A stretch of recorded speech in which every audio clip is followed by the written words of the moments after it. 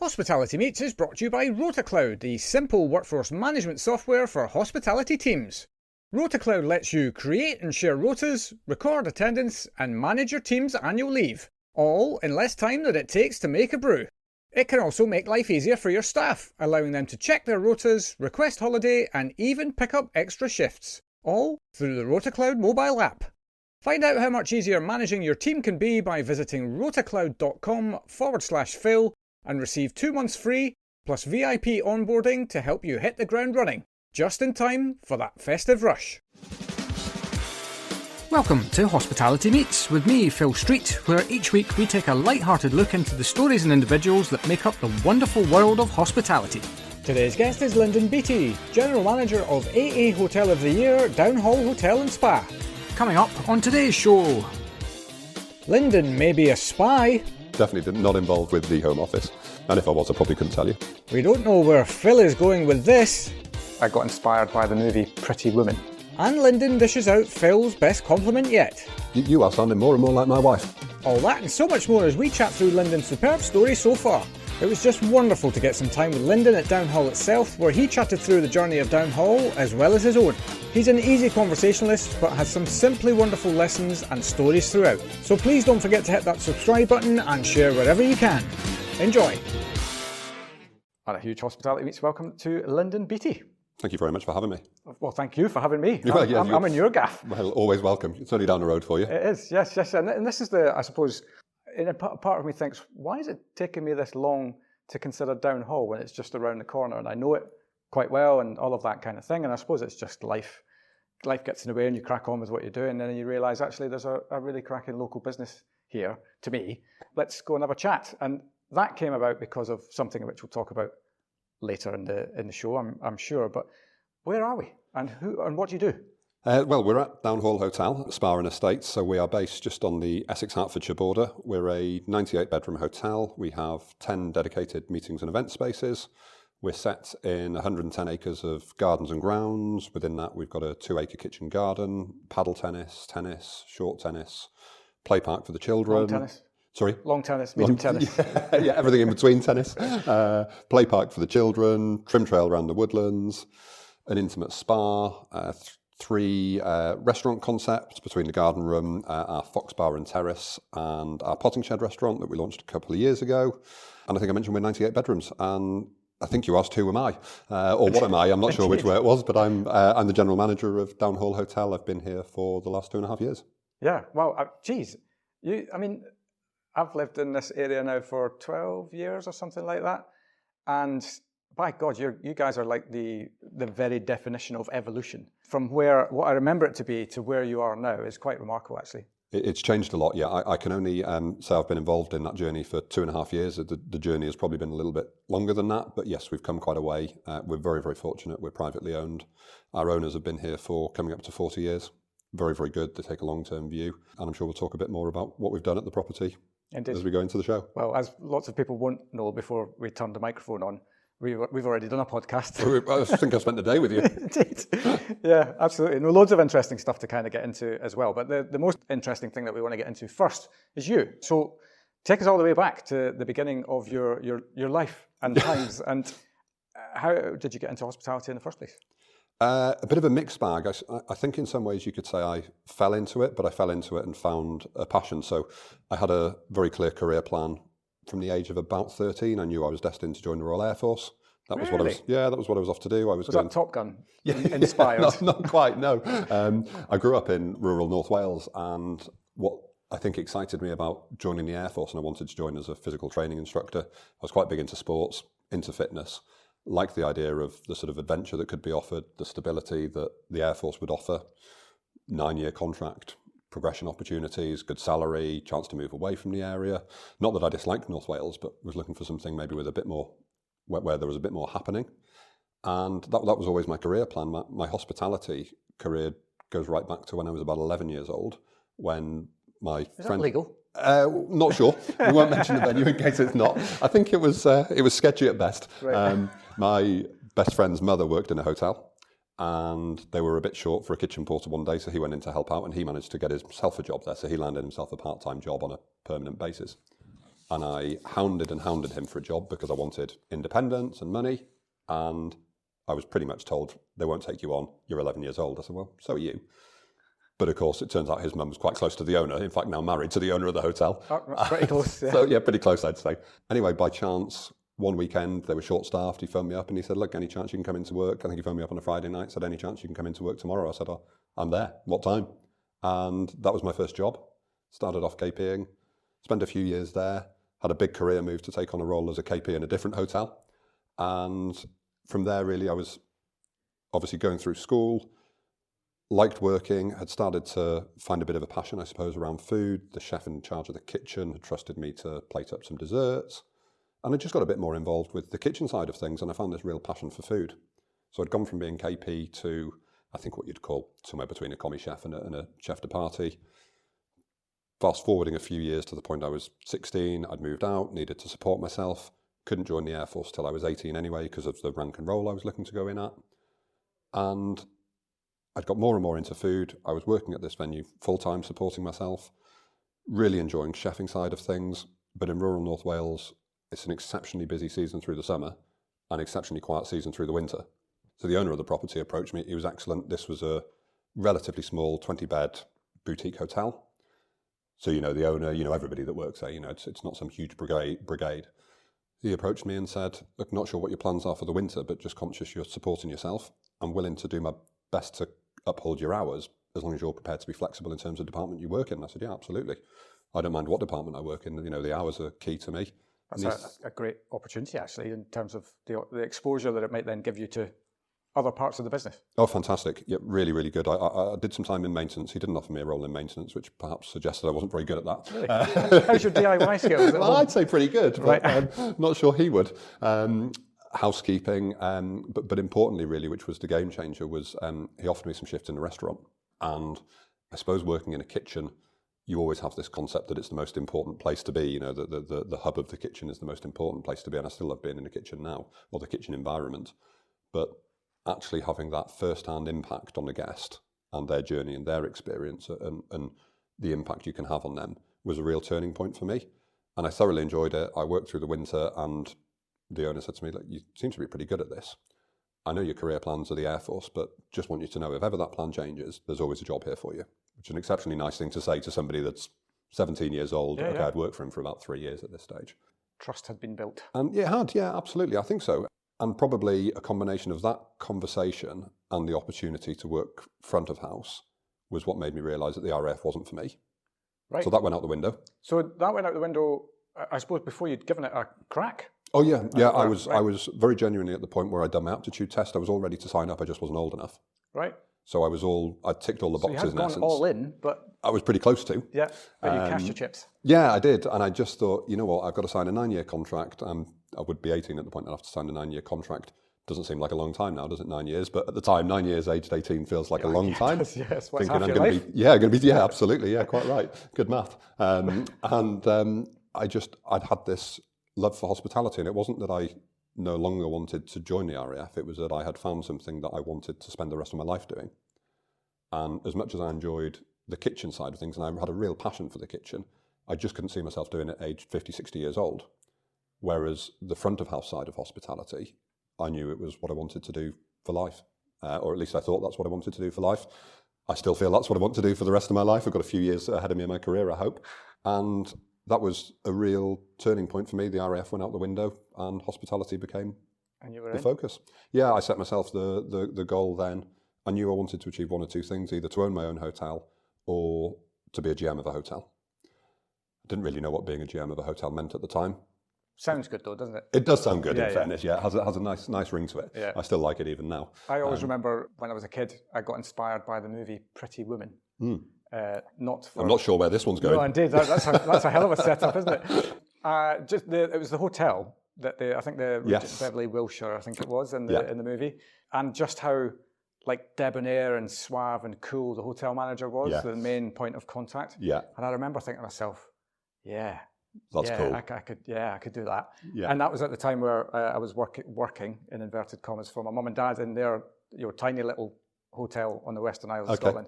And I remember thinking to myself, so why do you like that? Like that thing that you see in LA, but you don't really get on well with this hospitality that's right in front of you right now. And I don't have the answer to that. Maybe it's glitz and perceived the glitz charm. and glamour. Yeah, indeed. Yeah. So I stayed working at that hotel till I was 22, 23. Would probably still be very happily working there now if it wasn't for the fact that I knew if I wanted to build my career, I needed exposure in larger venues, different styles, working with different people. So an opportunity came up. I was quite keen to move away from North Wales and just experience something different. An opportunity came up at Barnum Broom Hotel in Norfolk. So I moved from the west side of the country over to the east, moved to Norwich, took on a role as F&B outlets manager. Barnum Broom is it's actually as a hotel, it's only 50 bedrooms, but it's a resort. It has about 45 timeshare apartments on the site. Got two 18-hole golf courses, large leisure club, good-sized spa, squash courts, tennis courts, sat on a few hundred acres. So it was a real different proposition going from a 20-bedroom intimate hotel to what felt like a beast at the time. We were talking earlier, weren't we, about size and scale, and actually at the time that seemed phenomenally huge, where now not so much. Well, yeah, I suppose you don't know what you don't know, right? Yeah, absolutely. And the hotel was just beginning on the day I started, January the 9th, quite a few years ago. It was just starting a refurbishment project, so that was very exciting. It was going to be encompassing the F&B outlets. So it was a great opportunity for somebody like me who had not that much experience, because really I'd worked in one venue. Yeah. So I was there for... Other side of the country as well. Yeah, other side of the country. Yeah, I took a large pay cut, actually, to go there. Went on to a salary for the first time in my life, having worked for Martin up in North Wales. He paid me for every hour I worked. So through the summer, if you worked 100 hours a week, not that you ever did, of course. No. Great, got paid for the 100 hours, moved to Norfolk, took a pay cut. It was a different time, don't worry. It was I don't think anything can be used against anyone now, can they? Not from back then. No. And it was great exposure for me. I worked for a GM who'd come from a background as F&B director for Sandy Lane. So great background to learn from in terms of F&B. So really, really good exposure, learning processes and procedures. And also, I think when you're working in a relatively small venue, it's quite easy to lead just by setting the example. You've got a relatively small team generally. They'll follow your lead if you're hardworking and you're loyal and you set the right example to them. When you inherit a different team across departments, you think, well, I can't just set a good example, because that's not enough, because I can't be 2, 3, 4 places at the same time. Yeah. So I best learn this art of actually trying to manage people and get my head around that.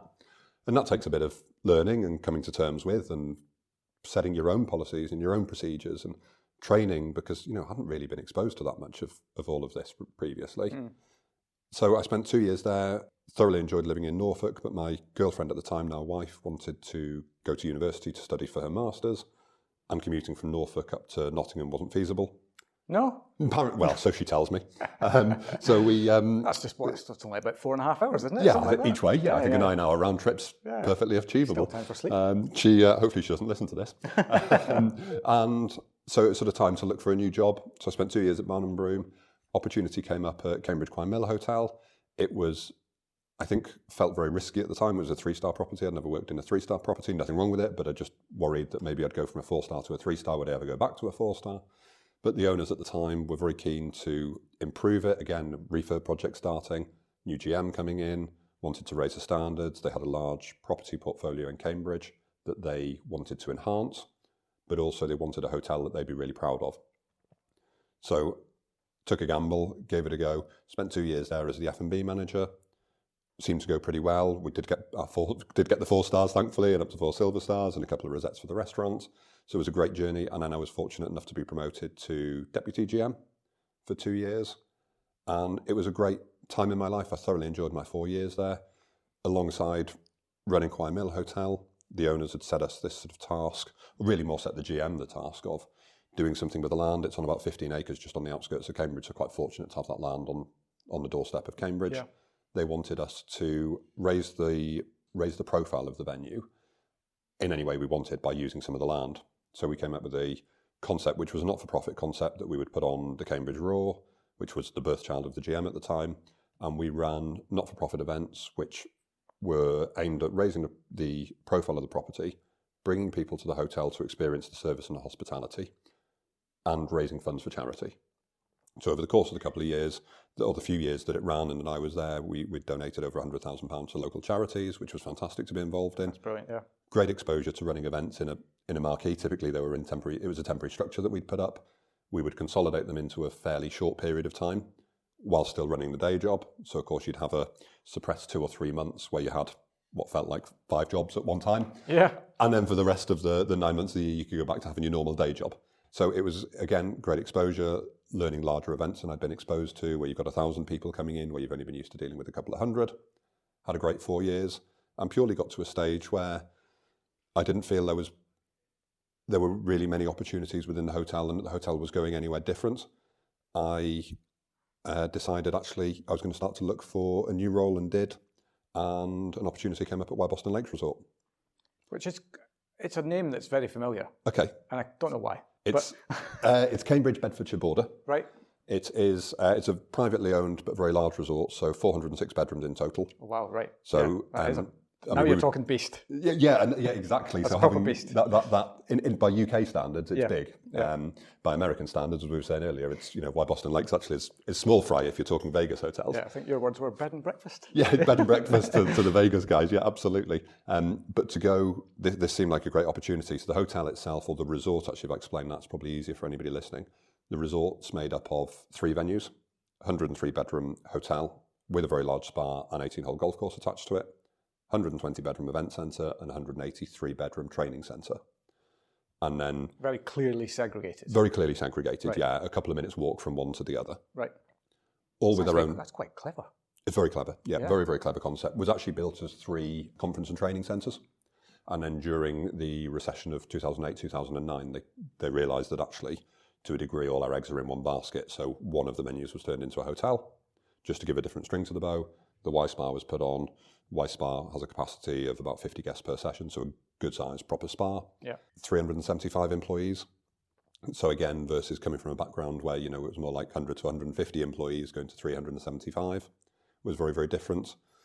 The exciting part for me was that the director of operations who had taken me on was stepping into the role of MD, because the MD was retiring.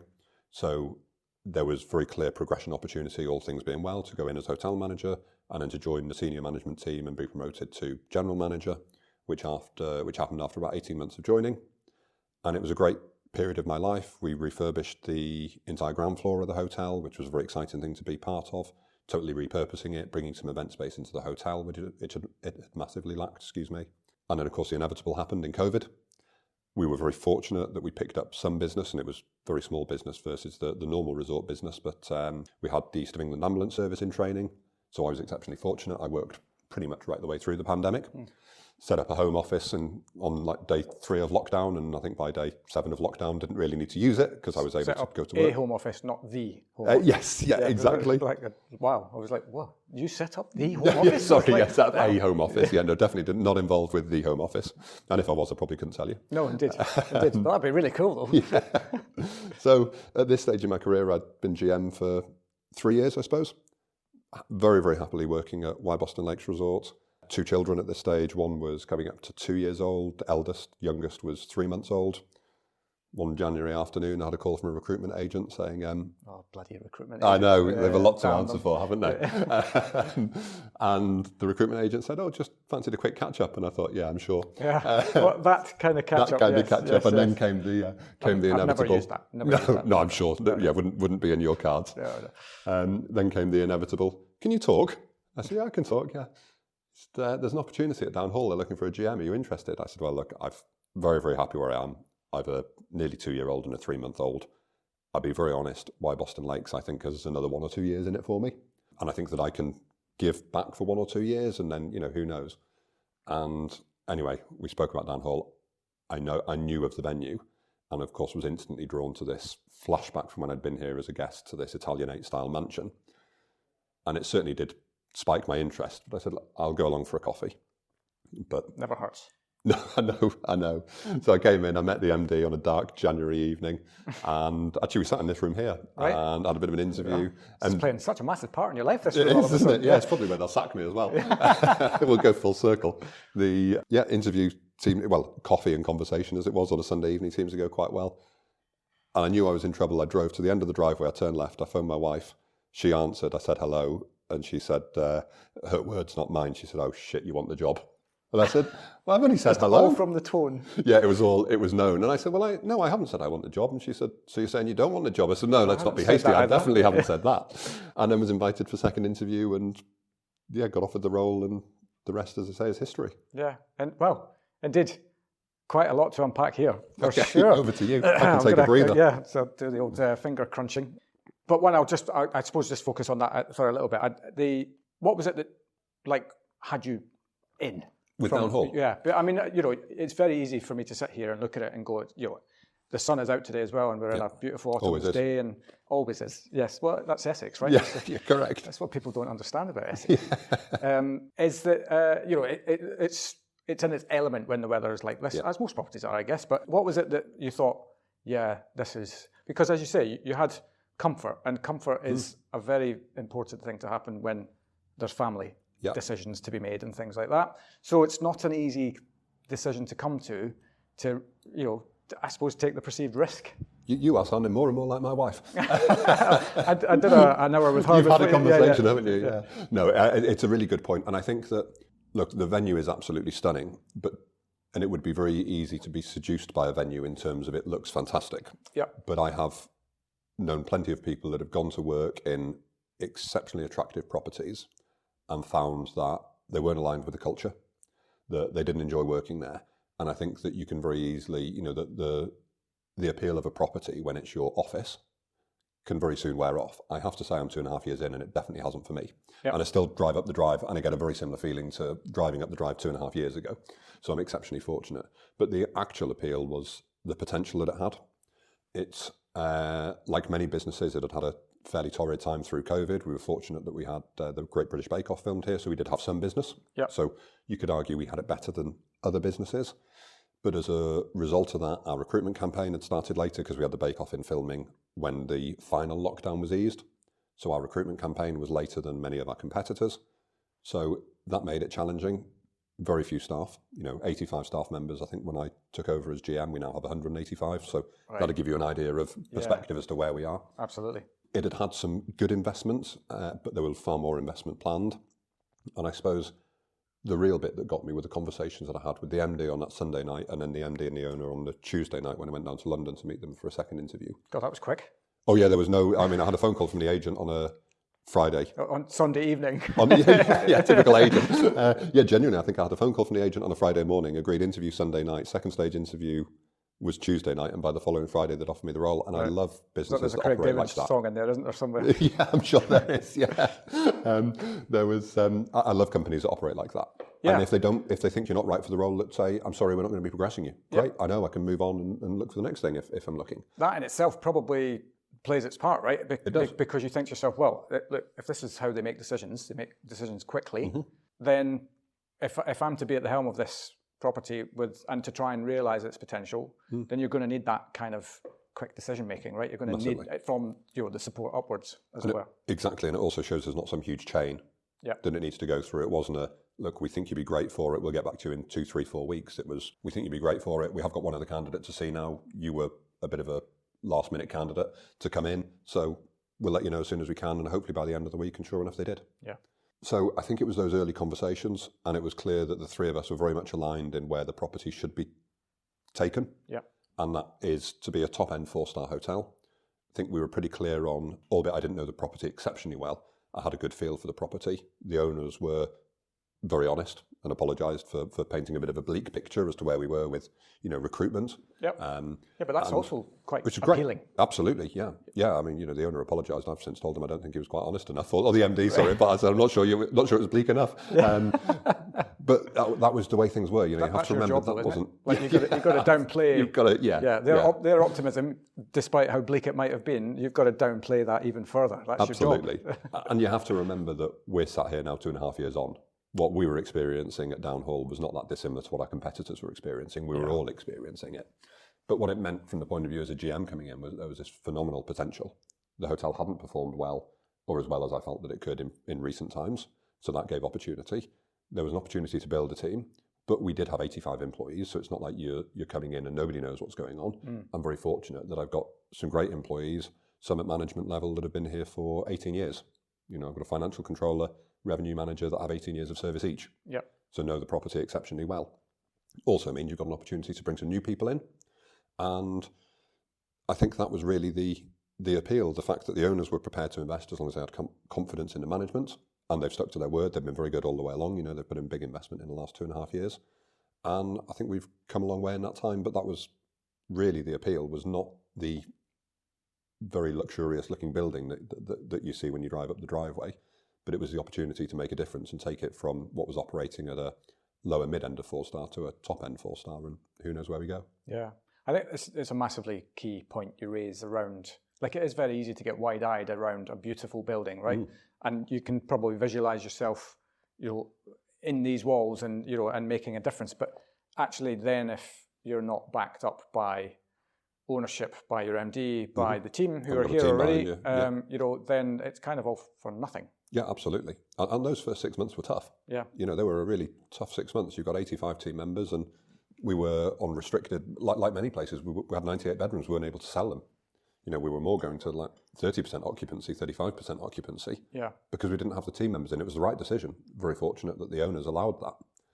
But of course, you can't run a 98 bedroom hotel with a 30-something% occupancy. It just doesn't stack up. Yeah. And for anyone that's seen the place, they can probably imagine the electric bills. That just makes me feel. I feel the twitch coming on. Yeah, me too. Especially you get to see it on you're watching the weather forecast, thinking, "Oh no, more energy next week." Yeah, indeed. Yeah, but again, that's great to hear. Kind of, there's this wonderful alignment going on, up, down, sideways, left, right, all of that kind of stuff. How did you? Like when you come into a building like this, and I appreciate this now sounds like a job interview as opposed to a podcast interview. You come into a job like this and you realise that you're immediately fronted with challenges to get past. As you said, as a lot of businesses would have had the same kind of challenges at the time. How do you take that on? Like, do you have to just draw up this list and go, right, we can attack this, and this, we'll leave that for now and kind of do it that way, or how do you do it? Yeah, pretty much. And I think you have to be honest both ways. You have to be honest to the owners and the MD, and say, look, this is where we are today. Just because I've walked in a door doesn't mean we're going from 30 bedrooms to 98, because that will crucify us and I guess would have a really bad experience. I think that the initial short-term goal had to be, how do we build up to the point where we can service 98 bedrooms? Yeah. So everything had to be focused on that. So that then is building up the team, being really clear with the team about what it is we're trying to achieve in the short term. And of course, I'm always conscious when I take on a new role. It's not right to go in on day one and start making changes, because there's so many things that happen in every hotel has its own nuances and its own ways of operating. And some of them, with a fresh set of eyes, make absolutely no sense. And if a month later they still make no sense, then probably they make no sense. Yeah. Some of them on day one make no sense, and by week 2 you're thinking, oh, I get that now. Totally understand why we do things that way here. Yeah. Because there isn't one playbook for every hotel in the UK. So that was the initial goal, but this is probably stealing the principles of the managing director, Steve Jones at Why Boston Lakes Resort, who kind of drilled this into us in a very positive way, that his 5 key points to success were building the right team, making sure that you have the right infrastructure in place, getting your policy decisions in line, and really tight policy decisions. Sometimes that can mean saying no to business. Sometimes that means, we were talking earlier about where we allow wedding guests to go and not go. Well, of course, if you say you're not allowed to go there, that's not a very nice way of saying it. But if you're really clear around... Get out! Yeah, absolutely. But if you're really clear that you want to keep wedding guests separate to leisure guests, that's a policy decision. The question then is, how do we make that happen? Yep. And how do we show people around in a way that they take their photographs at a time in a place that you want them to, and gives them a great experience? So having your policy decisions, being really, really clear on your plan, and then executing your service. If you do all of that, I haven't even mentioned profit in there. If you do all of that, everything else takes care of itself. I was going to say the profit will come. It'll come. On the back of that. It will happen. I think that what is very difficult is that to come in on day 1, month 1, even month 2, and sit and write a great big business plan is really not something that you can do. Yeah. Because you don't know the business well enough.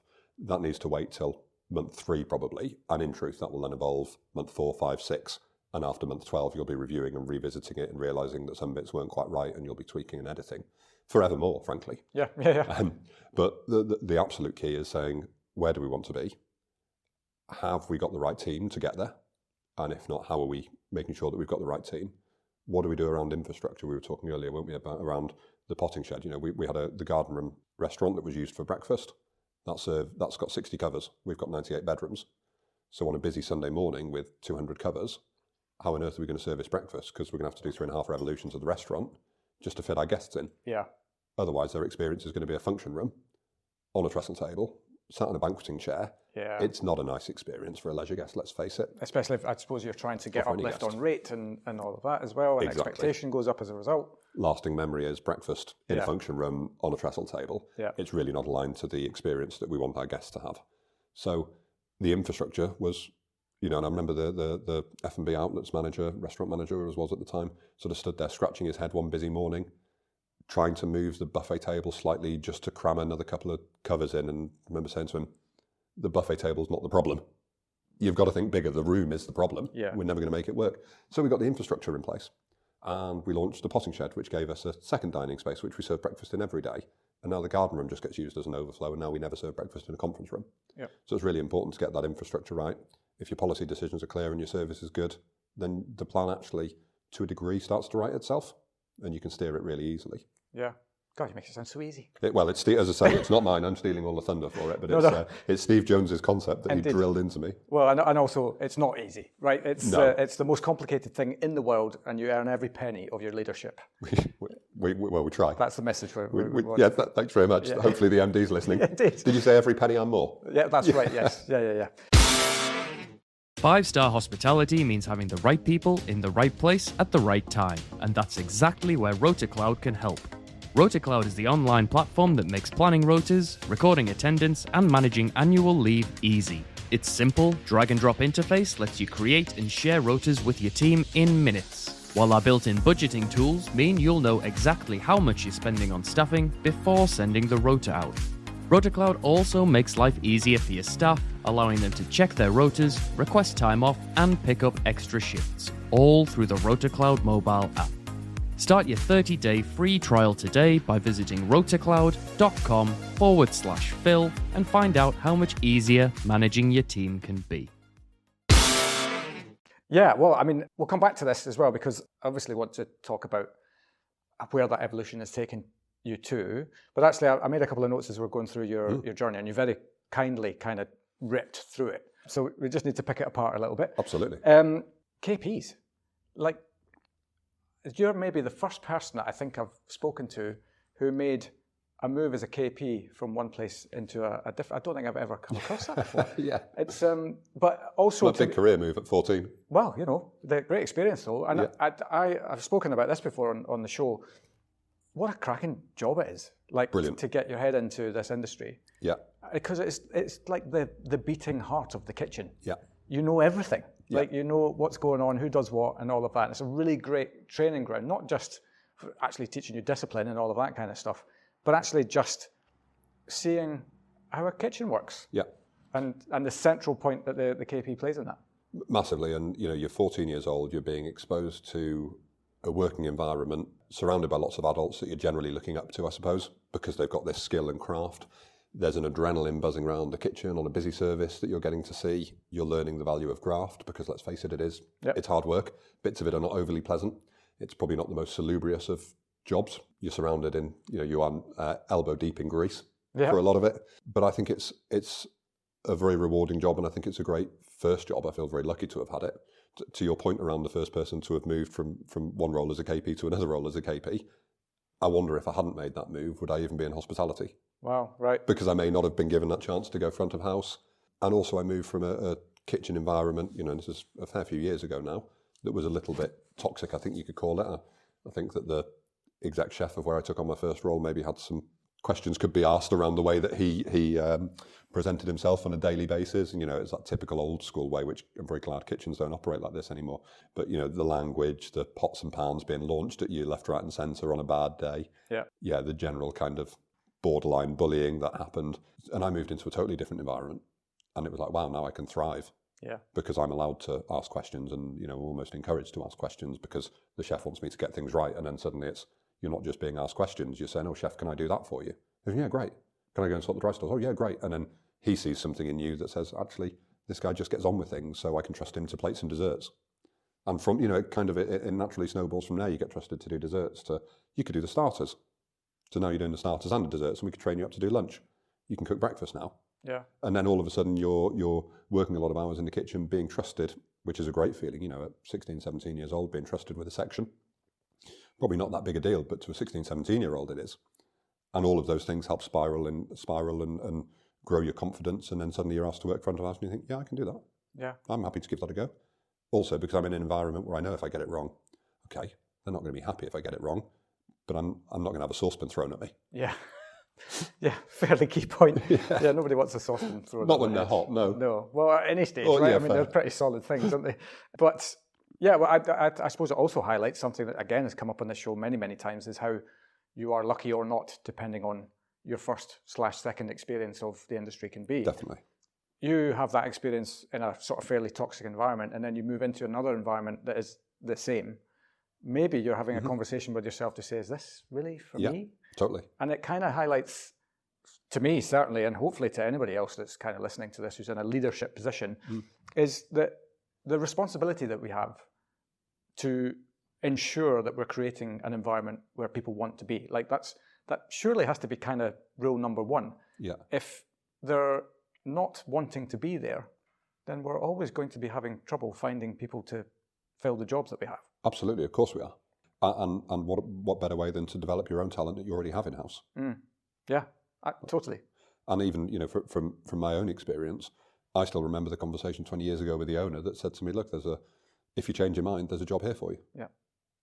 And to him, that took 30 seconds of his day. Actually, as it turned out, I would argue, he might say different, but I'd argue it was a good 30 seconds, a good use of his 30 seconds, because he kept me there till I was 23, 22, 23. Yeah. So he kept an employee for an extra 4 years than I'd intended being there. But he also gave me maybe the confidence, I'm not sure, but the reassurance of knowing that, okay, I can change my mind, I've got a job, I've got stability, and maybe that was enough to make me stay in hospitality. It was certainly a part of it. It played a role. Yeah, absolutely. Which is huge. Totally. I also made a note as we were going through your story about, I don't know why, because this happens to everybody, but in my brain as I was listening to you go through your kind of the process of you stepping up, there was very clear moments where you stepped up from one role into another role. That role gives you more exposure to other things. Then again, F&B manager to DGM, and then DGM to GM, where we are now. I suppose the key question for me around that is then, like, how do you manage the stepping up process? Because I suppose everybody attacks this in a very different way, but it's working for you, clearly. But how do you ensure that you have the tools to kind of cope with the step up? I think you change your style a lot. So in my younger years with less experience, I probably just worked every hour I could to make sure that I managed every situation I could. Yep. So you kind of manage it firsthand to the best of your ability. The more, I can give you an example. When I took on a role at Cambridge, we had quite a few challenges in terms of certain processes and procedures and drinks after shift, drinks during shift, and all sorts going on. So I took the decision that actually the best option was if I move in. So I moved into the hotel, stayed in room 6, which is the single room, for about 2 months, and almost stopped allowing anyone to make a decision. Because every time they did, there was a problem that would occur from it. Right. And unfortunately, there was a cultural issue there. So several team members actually had to go through HR processes because, there was drinks going missing and anyway, all sorts. I won't go massively into it. Yeah. 2 months down the line, I move out thinking, great, we've done away with lots of the problem people. Sorry to put it like that, but that's kind of how it felt. Yeah. First day off, probably in a couple of months, phone doesn't stop ringing. Why not? Because I've not allowed anyone to make a decision and I've been there all hours of the day and suddenly I'm not, and people are saying, well, what do you want me to do with this? How do I do that? So there was a bit of a learning curve in that.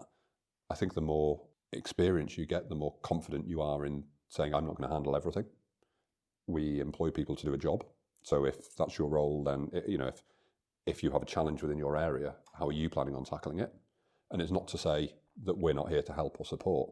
There's a lovely theory on problem solving, which is the 1-3-1 rule, which is great for any manager to think of, which is you've got one problem. So I love it if my managers come to me and say, look, I've got this one problem. I'm going to give you 3 solutions to the problem. And I'm going to give you the one solution I think that we should go with. Amazing. Yeah. As a GM to go, you've given me the problem. You've given me 3 viable options to solve this problem. And you've given me the one, that you recommend because you've done this work and research. Exactly, you don't need me. Yeah. Which is brilliant. So it's fantastic. But back to your point around how do you prepare for it? I think that the more senior you get, the better your communication becomes. The better you become at communicating with people what your expectations are. And the more confident you are in being a bit vulnerable, we were talking about vulnerability earlier, weren't we? The more confident you are in being vulnerable and saying, well, I don't have all the answers. So, actually, guys around me, you're going to have to find some of the answers. You actually might know more about this than I do. Yeah, all of my team know more about me, especially within their own sectors. Yeah. I can't go into the massage and become a therapist. My spa manager can turn her hands to that, no problem at all. Yeah. I can't do that. She's brilliant at it. Great, good for her. And, I can't go in and run the kitchen like the exec chef. He's far better at it than I am. Yeah. Brilliant. That's why we want him on the team. So, I think to a degree, your communication improves. You're more likely to pick up the phone to somebody that you've worked with or that you're connected with in some way and say, look, I'm having this issue. I don't suppose we've had that same problem. Yeah. Or, well, let me give you a bit of advice. And in your younger years, I think that feels like a weakness or in your less experienced years, because you feel a bit threatened saying to people, oh, I don't know how to do that. As you get more experienced, it's easier to say, I don't know the solution there. But we'll either find it together or I'm going to go and pick up the phone on my way home and speak to a friend or colleague and talk it through. And worst case, if nobody knows the answer, great, let's sit down. We can probably figure it out together. Yeah. So I think being honest with people around what your expectations are of them within their role and just being really clear, you don't have to solve every problem today.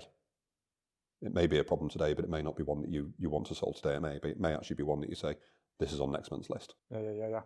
Very good, yeah. Well, I also made a note. There's a couple of things. This is actually not from... Oh, no, it is actually, yes. Let's talk about your time in Cambridge when you create... I made a note of this because this for me is kind of just a wonderful part of what I believe when business is done well. This is the sort of magic that can happen. And, you created that not-for-profit business. It was, to me, I wrote down very simply 2 words. Well, it's actually 1 word twice, win-win. Yeah. Because one, you're kind of using this not-for-profit enterprise to raise awareness to, try and get, I suppose, more feet through the door, as it were, to see what you can do. But on the other side, you're creating, money for local causes and things like that. And that's to me that to me is what business should be. Like this integrated thing within community that everybody, you've got 185 employees here. I'd imagine a lot of that comes from the local area. Massive. So, it's important that businesses like this are integrated into their communities, and a massive risk if you're not, I'd say. Definitely. You can play a huge role. You can get great support from your community. To your point on the Cambridge Raw, which is the brainchild of Tony Murdoch, who was the GM when I was in Cambridge, it was exactly that. But isn't it nice that owners say, look, we want you to do something with the land. We don't really mind what, but we'd like it if you can raise the profile of the property in some way. And you say, Tony's concept, but great, I've got this idea. This is what I want to do. It's probably not going to make us any money, but it'll raise the profile, which in turn will make money for us. And I can relate a little bit at Downhall. Year 1, we didn't have enough team members to do anything. So whenever anybody came to me with a new idea, it was like, that's great, write it down. We're talking 6, 9, 12 months. Yeah, it's on the long-term list. It's not on the today list. Yeah. And Year 2 came around, or I'd sort of coming to the point where I'd done maybe 9 months here, and we were looking at what events, what would we do throughout the summer, and we looked at spending 10, 15, 20 grand on PR to raise the profile of the property. And with the management team, I said, well, how about, rather than doing some great big PR campaign, which is very challenging to measure, what if we just put music events on? Alternate Friday nights, we've got a terrace that can seat 150 people comfortably, and if we just put music events on, low-key, alternate Friday nights, we spend half the PR budget on acts that will perform. We open it up to the local community. They come in, they book a table, there's no cost to them. They eat and drink as much or as little as they want, and all we ask them to pay for is what they eat or drink. If they want to come in and have a coffee, and that coffee lasts them for 4 hours, no problem at all. So we set about to do that. We put on some outdoor cinema events. We did some jazz brunches, and we did some jazz afternoon teas. And we said if we got to 50 people on average, if we could get to 50 people a day, that would be brilliant, because it would cover the costs, make a couple of quid, but nothing significant, but would show the local community we're open for business. And probably off of there, I can't tell you what business we'll pick up, but I know we'll pick some up. It may be a christening, it may be a wedding, it may just be some people come in for lunch. 50th birthday party? 50th birthday party, Phil.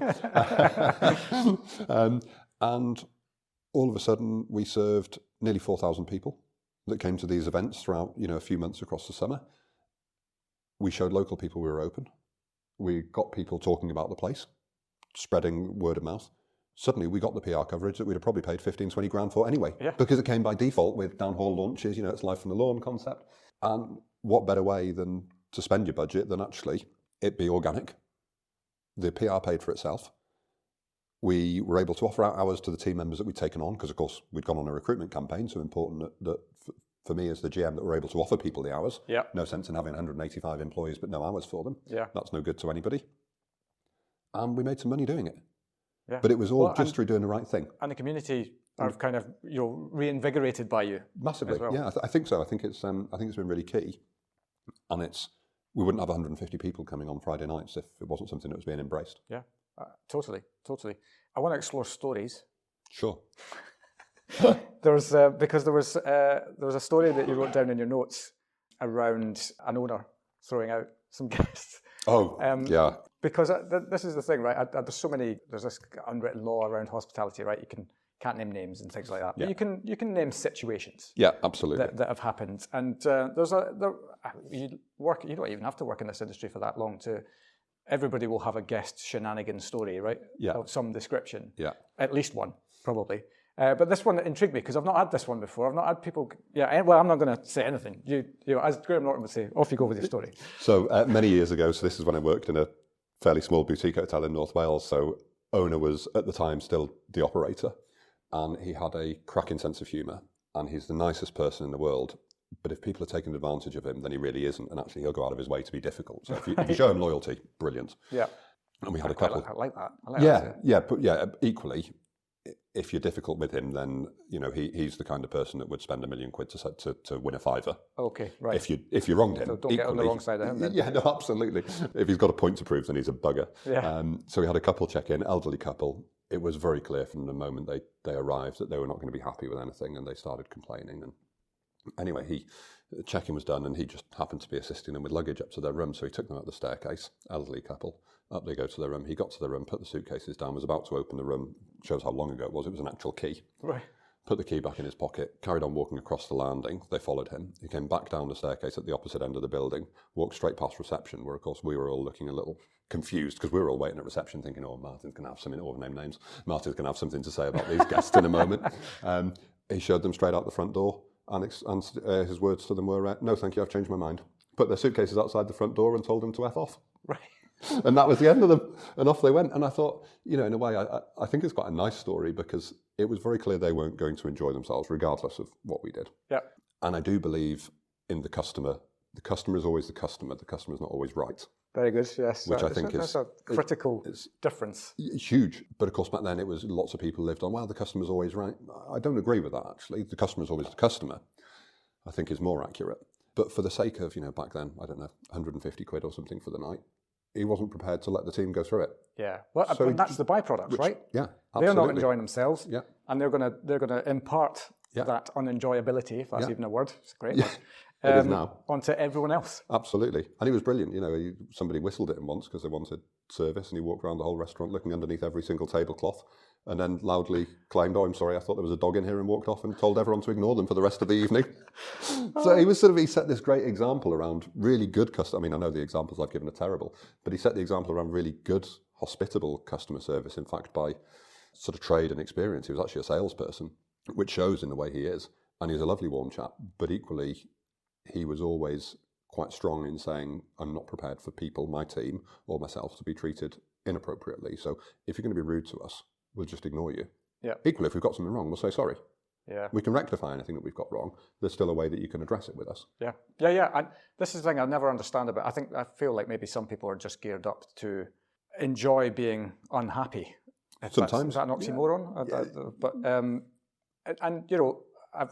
I don't think I've spoken about this on the podcast, but I have a deep-seated belief that there is this, you have to kind of almost be the ideal guest if you're out and about as well, because you're still surrounded by humans. Yes. And yes, stuff is going to go wrong around you, and maybe it impacts your experience, but then there's a way to deliver that to somebody. And I've definitely found out over the years that actually by being kind about the stuff that's gone wrong and delivering it in a way that's very level and, stuff happens, but we're not happy about it, then you get way more back. Absolutely. You get way more back. Absolutely. Yeah, and I think people are always more keen to work with you.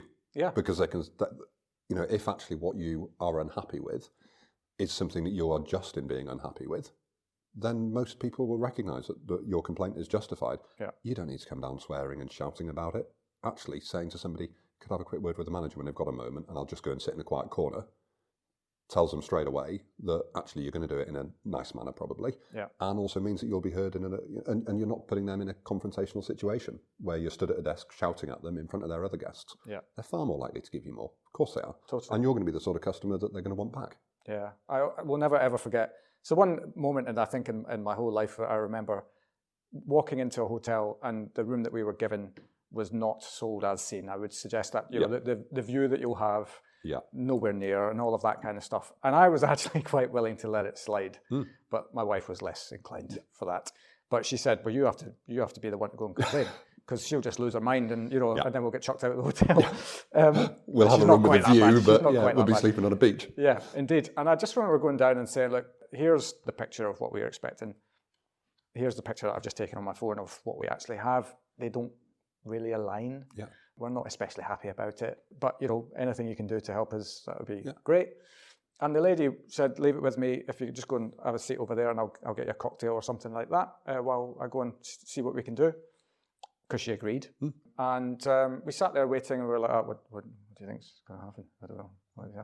They came over and said, "I'm really sorry." And you hear that word and you're like, well, we're stuck in the room then. Yeah. Said, "We can't do anything about it tonight because we're fully booked. Okay. There's no room to move you to.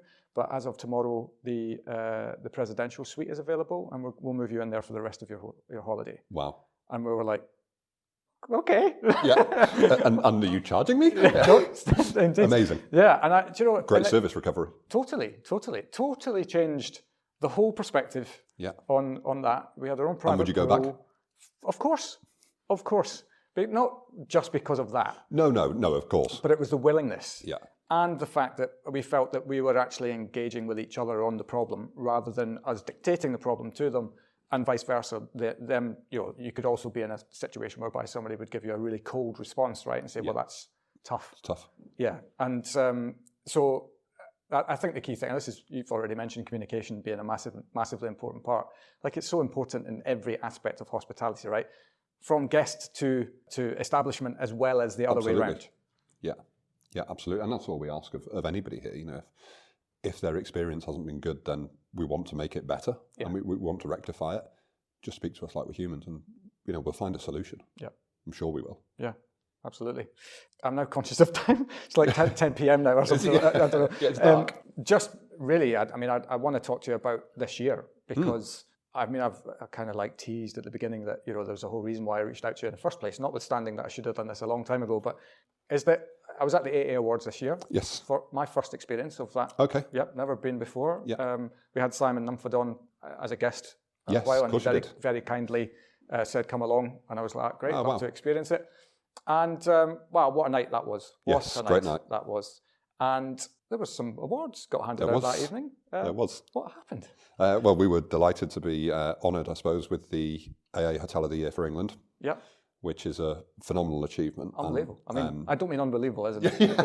Having seen the place, it's unbelievable. They've got it wrong. They've made a mistake. But I don't know how many hotels there are. Lots. Yeah, but to come out on top of what I would imagine is a massively competitive award. Yes, as well. And it's a lovely one because several awards in our industry, like many industries, you have to enter. Yeah.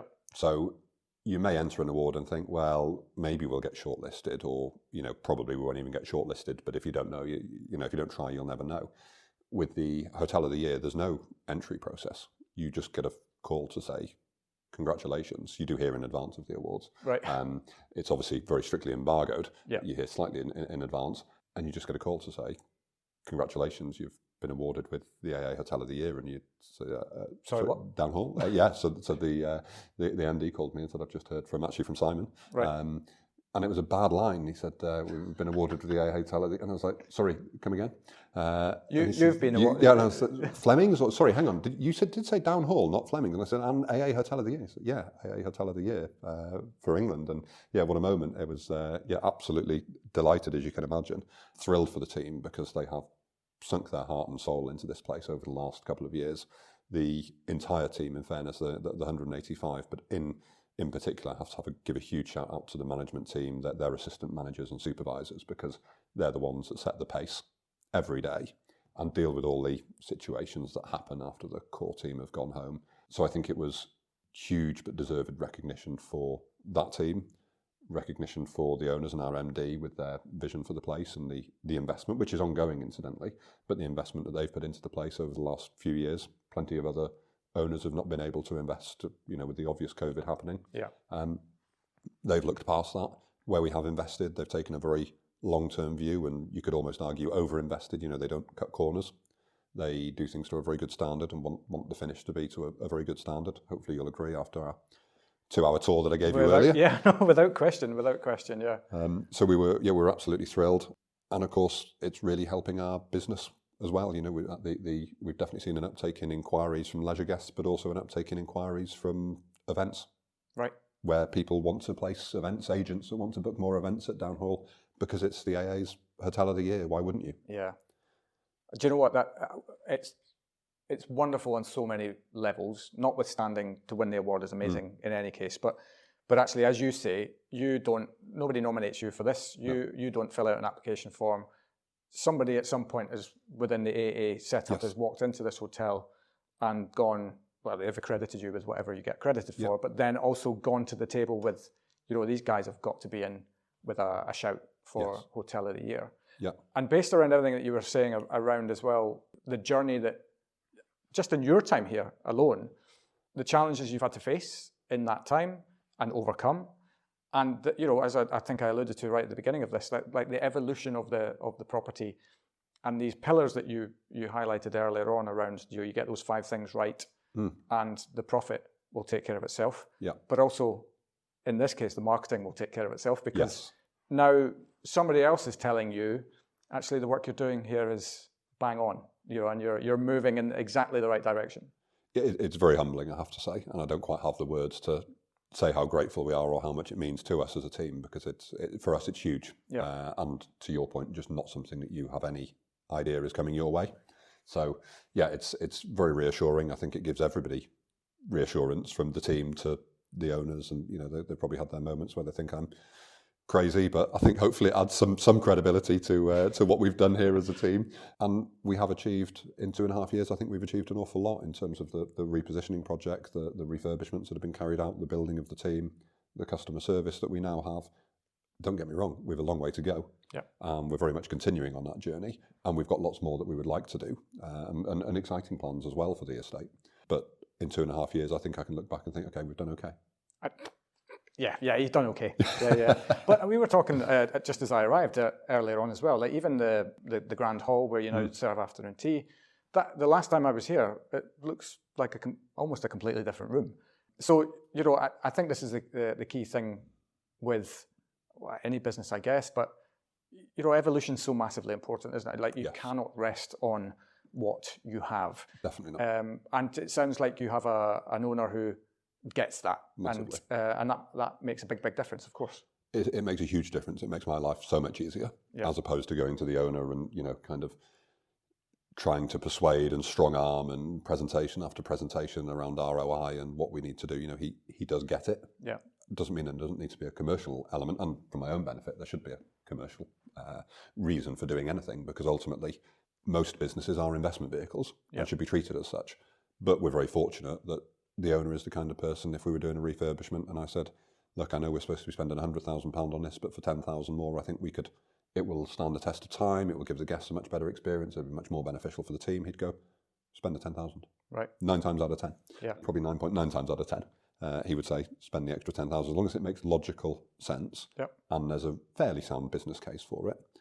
The other benefit is it means that I don't have to, if I want to do something or put something to the owners for investment, I don't have to spend 4 weeks coming up with strategies and plans and ROIs. Of course there are ROIs for the bigger investments, But if you want to spend a few £1,000s, it doesn't need some great big ROI. It's a conversation often just over the telephone. Right. Which is great. And normally by the end of the conversation, it's a yes or a no. Yeah. So just to your point earlier where you were saying about interview and moving quickly, they do move quickly. Yeah. And they're prepared for us to move quickly. Yeah. But they uphold their end of the bargain as well, which is great. Yeah. Absolutely. And it's just wonderful. I'm also reinvigorated by Downhall, having come here today and seen the direction of travel. We were obviously speaking before we turned the microphone on about some potential future projects within the property as well. I don't know if you can talk about them or... Well, I think that the key for us is we are an estate, and I think it's easy to forget that. We have 110 acres. Yeah. We're really trying to lean into that edge. So over the last couple of years, we now distill our own gin. We want to give people, I'll just rewind on that slightly if I can, we want to give people an experience of Downhall in its truest sense. And if we can't give them an experience of Downhall from a taste point of view, we want to give them a taste of the local area, Essex, Hertfordshire, then East Anglia before we look further afield. So I'll talk you through a couple of things that we've done just to try and enhance that experience and then where we're going with it. We now distill our own gin from botanicals that are grown on the land. We distill our own vodka from Douglas fir trees which grow on the land within 110 acres. We have our own bees, so we now have our own honey. We have our own tea. Doesn't grow on the land, obviously, but hand-picked exclusively give it a few years. for us. We'll have knows? the climate way the for climate's that. going, yeah, absolutely. The way the climate's going, we might be able to.